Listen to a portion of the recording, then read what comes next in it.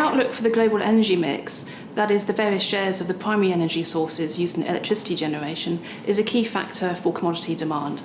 It's becoming increasingly clear, especially after the recent climate change conference in Paris, that the tide is turning against coal.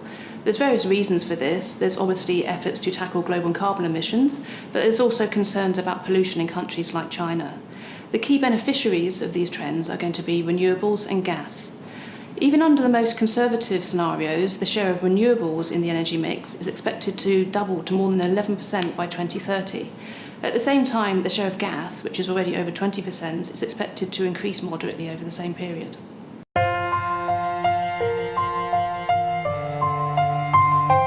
The implication of a rising share for renewables in the energy mix is positive for metals demand. This is because investment in renewables capacity tends to be quite metals intensive. Now, solar and wind already have more than a 50% share in renewables output, and these tend to use large amounts of copper, aluminium and steel. Now, if electricity output from renewables is going to increase as expected, there's going to need to be an even larger increase in capacity for renewables. This is because it's not always rainy or sunny, so the capacity factor for renewables is actually quite low.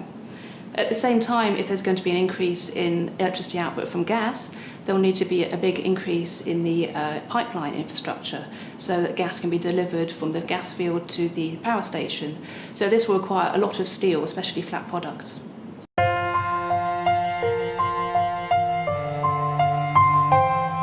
Well, clearly the prospects for coal are going to be directly related to how quickly and how far we move towards tackling carbon emissions.